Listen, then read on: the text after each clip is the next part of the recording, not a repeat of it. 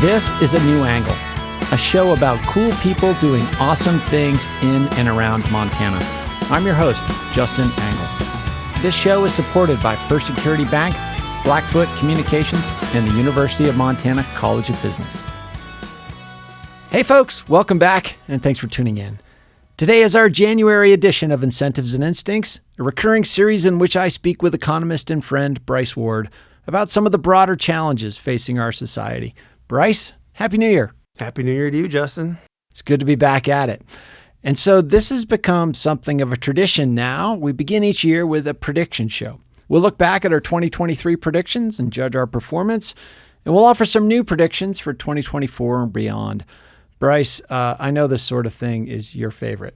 Oh, yes. I love, predictions because they're, always so spot on and accurate, and our ability to foresee the future is just so crystal and clear. And is it something like economists have predicted 9 of the last 3 recessions? Pretty much. Yeah, exactly. Certainly, we're going to talk about 2023. Yeah. Yeah. So let's get right into it with looking at 2023.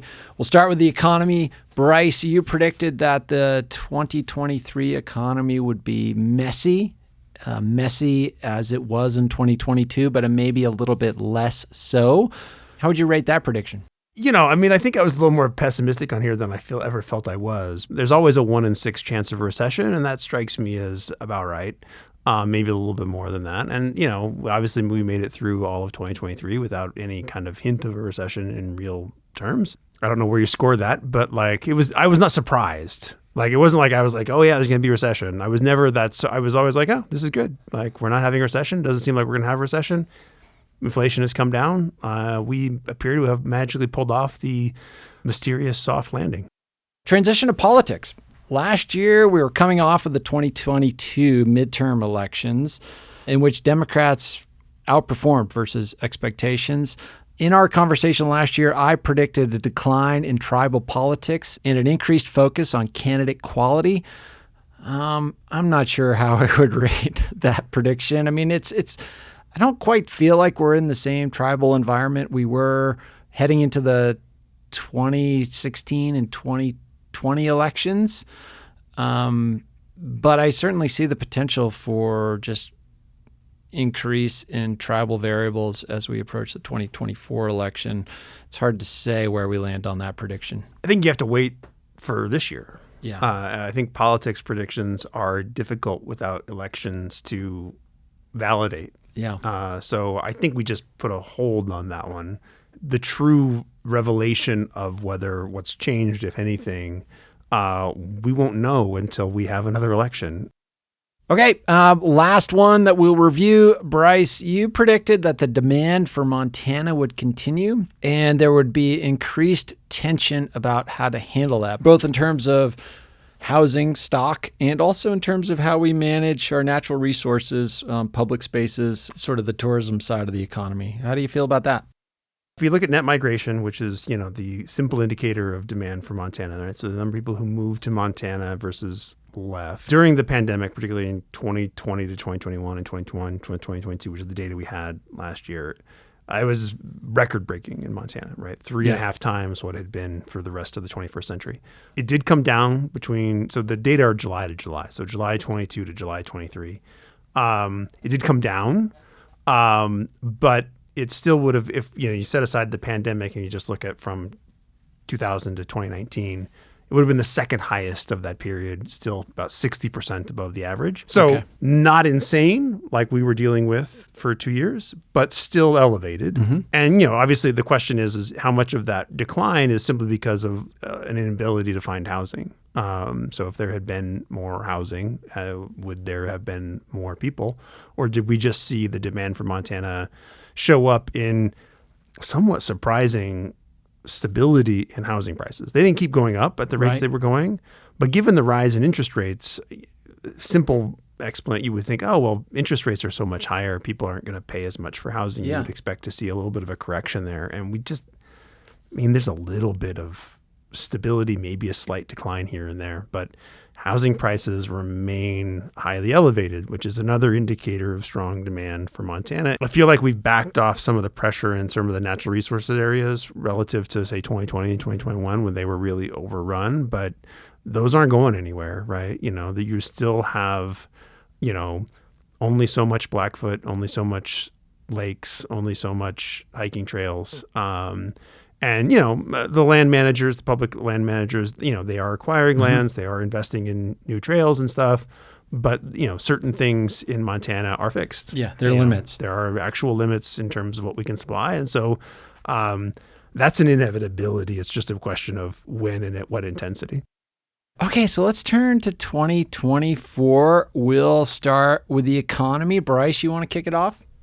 Sure. I am optimistic that this is going to be not necessarily a blockbuster year, but a boring year. Okay. I am expecting that the economy is just going to kind of hum along.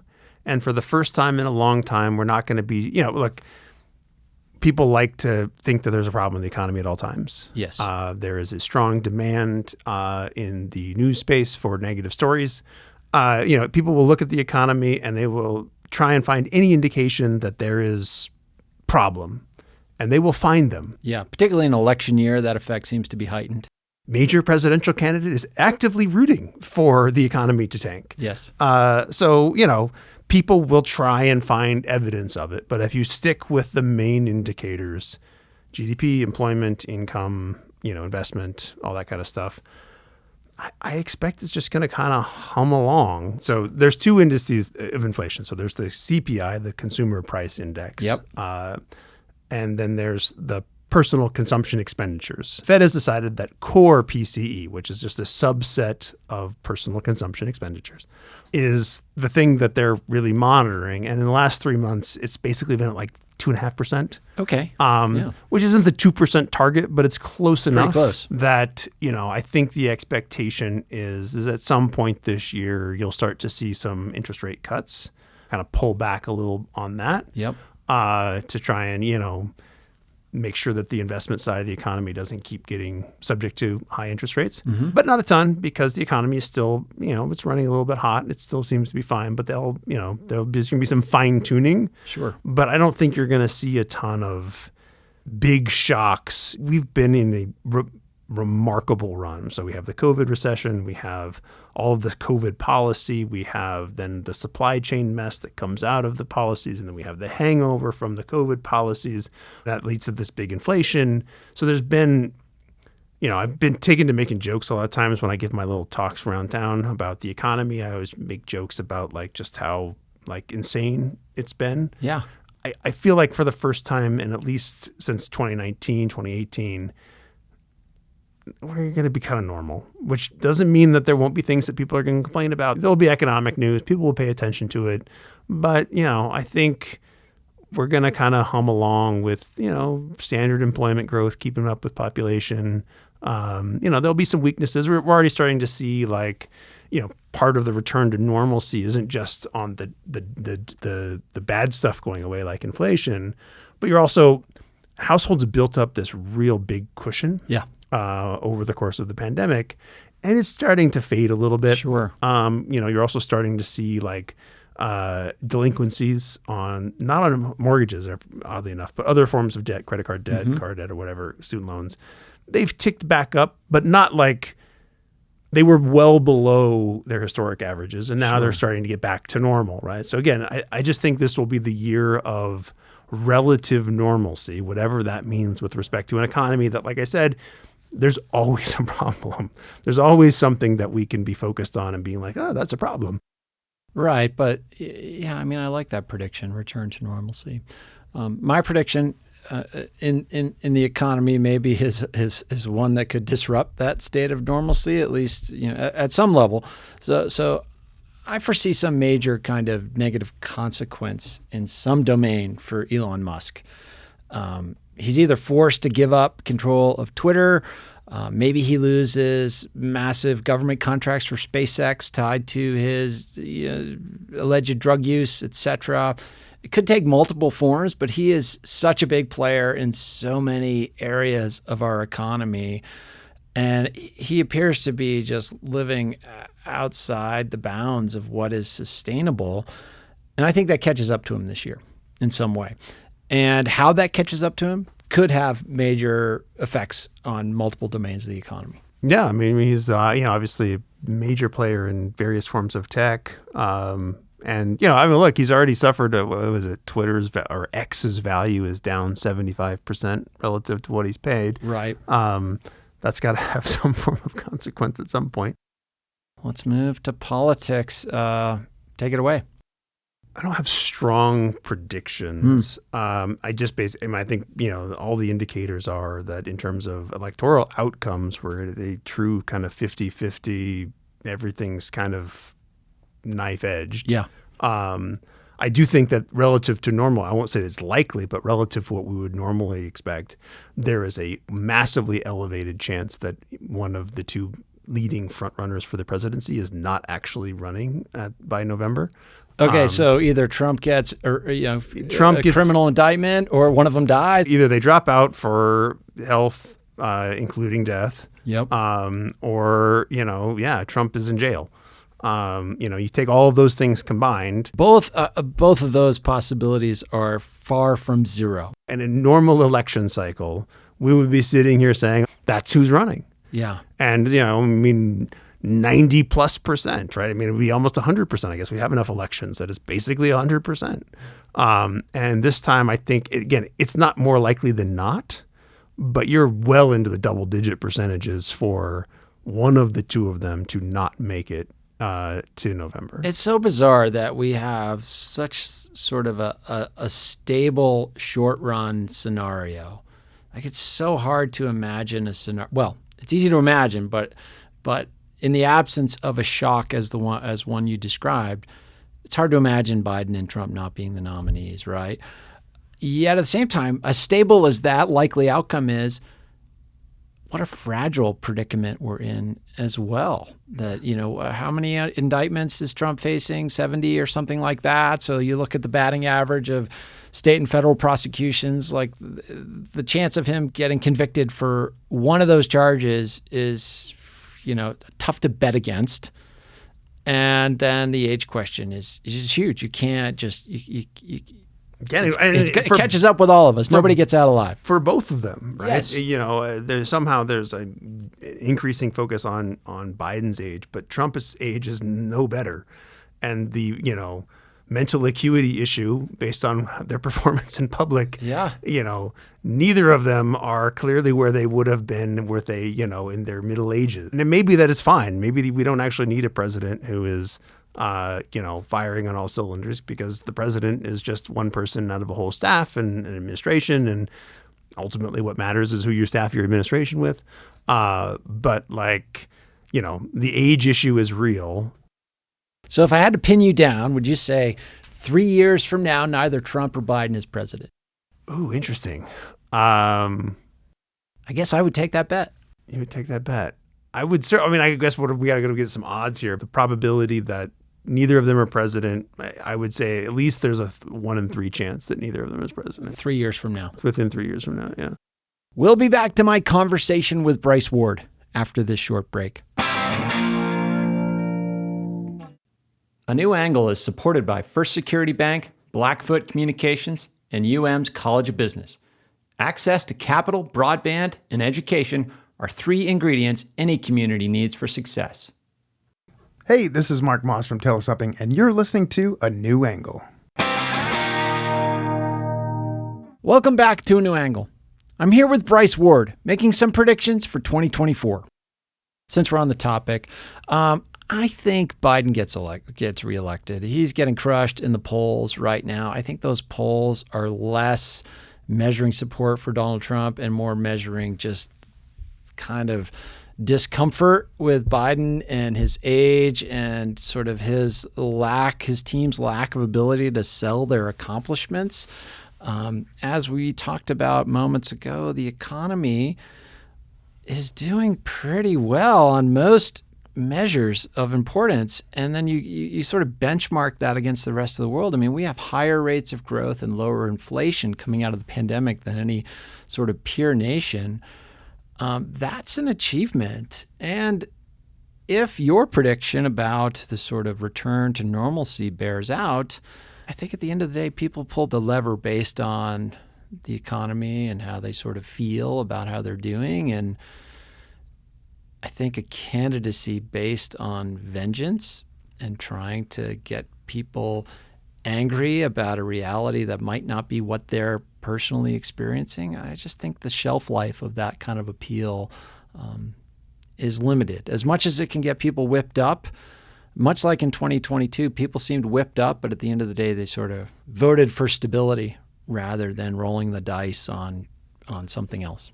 Yeah, that seems fair, particularly if the economic prediction holds. That strikes me as not unreasonable. The thing that I will at least temper that with, I think the coalitions in both parties want to break up.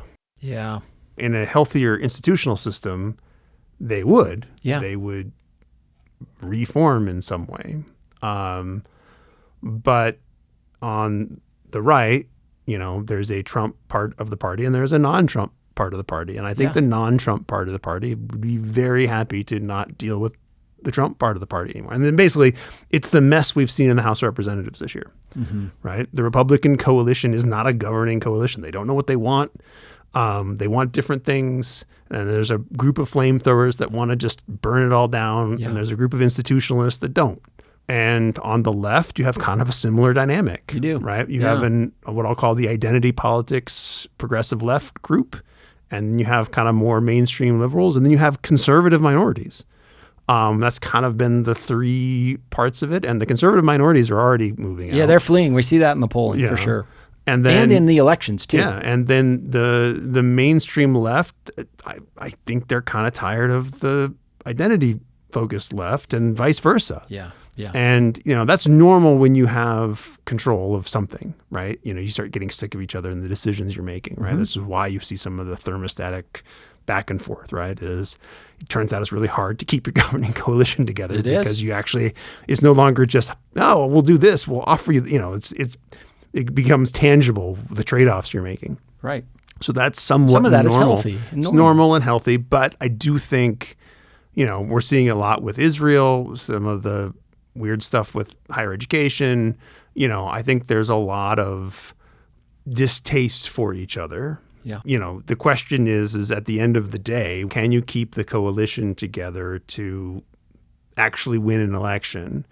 And I think on both sides, that's why I kind of view it as still it's a 50-50. I mean, without this, I would be fully in your camp.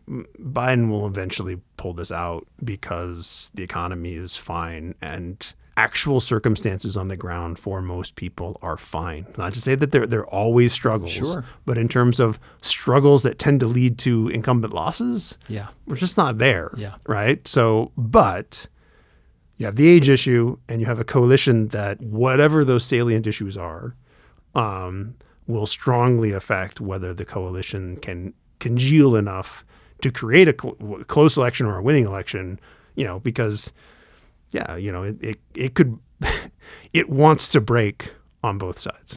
Okay, so that seems like we've covered politics. I think we have time for one more category, Bryce, and I'll sort of just throw it in the culture, other, whatever. And I'll kick this one off. I think we saw a turning point of a sort at the end of 2023 with a congressional testimony from the presidents of MIT, Penn, and Harvard. I've long been concerned with the decline in the perceived value of a college education, particularly among Republicans. It's now less than 50% of Republicans say they are likely to send their kid to college. That's a big problem. Problem for universities, problem for society. That decline has coincided with the decline in ideological diversity on campuses. In the last 10 years, conservative thinkers on college campuses have gone from endangered to now nearly extinct. That's not healthy for institutions that are supposedly built around the exchange of ideas and the debate of ideas and trying to smash ideas into each other. Now ideas are not welcome and some are considered scary. And that's too bad because we need to sort of train people to figure out what their ideas are and how to cultivate them, defend them, and promote them. So hopefully this Israel-Palestine conflict and the associated sacking of Liz McGill from Penn and Claudine Gay from Harvard serve as a wake-up call. I don't know quite what happens, but I think universities and people who support universities saw this moment as kind of a watershed of, whoa, these institutions we hold dear, supposedly hold dear, are just not in touch with the reality on the ground. And hopefully that gives us, as somebody committed to an institution of higher learning, I will use the inclusive us. I hope that gives us reason to pause and think, how are we serving the needs of society? How are we serving the needs of our students? And how can we do it better? So hopefully that's a bit of a wake-up call to folks in this line of work. The pendulum is swinging back in the opposite direction. Yeah. I think there is a greater recognition that, universities need to figure out, culturally what they're going to allow, and certainly need to push back on some of the illiberal attitudes that were creeping in, right? There's notions of you have to believe these things and you have to subscribe to these ideas, and if not, then you are bad. Hopefully it actually extends beyond universities. Yeah. I think we've gotten far too many important institutions captured by certain ideologies, and, that applies to education, not just university, higher education, sure. but Media. K-12, media, law enforcement. There's just far too much polarization in terms of, certain types of people are, quote, not accepted here. And, those institutions are far too important to be captured. Yeah. And, certainly to be pushing agendas with respect to what you're allowed to think or what you're allowed to expect or whatever it is. It's just got to be, there has to be some parameters on the mission. Part of the reason why it's become difficult to have diverse viewpoints is because people have become very uncomfortable and they view it as an attack when it should just be I'm curious about that. Let me explain that to me because I don't understand. We're told that, hey, this could trigger you, or this is maybe a microaggression, or words are violence. I think those are, I don't think any ideas are necessarily dangerous, but framing debate around ideas as potentially harmful is I think a problem. The set of ideas that are actually dangerous is very small. Part of the problem is, when you're having a debate about economic policy, it's really hard to view that idea as particularly dangerous. Right. It can be bad or good depending on how the redistribution of things is, whatever it is. Where I think we have allowed these things to merge is, again, identity, right? It's, your opinion means that I'm not a human or whatever it is. That feels very different, yes. Right? And so it's that sphere of debate, which, again, in a culture war society, consumes more oxygen, whether it's actually consuming more intellectual bandwidth, I don't know, but it consumes more of the oxygen. That's where we have to figure out how to be able to have discussions about those types of issues without thinking of them as harmful. Yeah. Right? They can reveal that you are this way, you have these opinions. But we have to be able to, particularly on a university campus, you have to be open to them. You have to be able to listen to them. You have to be able to engage with them and not just be like, well, you're just not allowed to say that, right? And that's where it has to get back to. It has to get back to, okay, well, let me hear what you have to say. And part of this problem is also because the quality of debate in general is low. Right. You have a lot of people not trained in how to do it. It's not a skill that's reinforced in our systems. There's a lot of bad faith actors totally. who, will just not ever listen to any form of discussion. But, we do have research on how to have difficult conversations, how to have conversations about people when someone who disagrees with you, and the distillation of it when you're having a debate with somebody. The only way to persuade them is to start with, That's curious. Can you explain that to me? Yeah, exactly. Right? You have to invite them in. You have to be open to it. This is our role in society, as far as I'm concerned. The macro role is to cultivate that notion of curiosity. Things are always on a pendulum. They're swinging. That one's swaying, I think, hopefully, is, getting back to your prediction, is as far as it's going to go. And we're going to start hopefully swinging back in a way of, let's figure out how we can, make universities something that is open to people with a variety of different viewpoints. It doesn't mean that you can't debate, argue, discuss, try and persuade, but isn't like policing of ideas. And, and then hopefully by universities doing that, we'll also do the same thing in a whole bunch of other spheres where we've gotten a little too insular. How about a recommendation or resolution? Recommendation. Any things that you're sort of thinking about or endeavoring to improve in the new year? Every time we do this, it's always a variation on the same thing. Yep. Same theme for me, which is community, community, community. I just think that another pendulum that we need to start swinging back in another direction is away from individualism. We need to start embedding ourselves and recognizing that as humans, we need for our health and well-being to view ourselves as functioning, contributing members of a community. Get together with your friends, find a group of people who are interesting and challenging and where you have something to contribute. And that doesn't have to be, that can be in your work, that can be in your social life, that can be, it should be in all of them. But, go out and figure out how you can do an internal investigation. What do I have to offer? And then go figure out where you can do it. Yeah, I think my parting shot for this episode is in a similar vein. I'm an optimist and an institutionalist. I believe in institutions maybe to a fault. I think our institutions need to do better. And I think, unfortunately, it's going to get worse before we get better. My basic way of understanding the moment we're in as a society is we're kind of reshuffling in some fundamental ways. I think what's happening is we're in this upheaval because it's part of the process of expanding rights and opportunity to more people of more stripes. And I guess therein lies my recommendation. If you want to live in a world where the arc of history bends towards justice, then you have a responsibility to figure out how to contribute to that bending, right? And so I'm going to be thinking about ways to bend that arc in 2024 and beyond, and I encourage listeners to do the same. That sounds good. Cool. Bryce, until the next one, thanks very much for being here. Thanks for having me as always, Justin. Thanks for listening to A New Angle. We really appreciate it. And we're coming to you from Studio 49, a generous gift from UM alums Michelle and Lauren Hansen. A New Angle is presented by First Security Bank, Blackfoot Communications, and the University of Montana College of Business.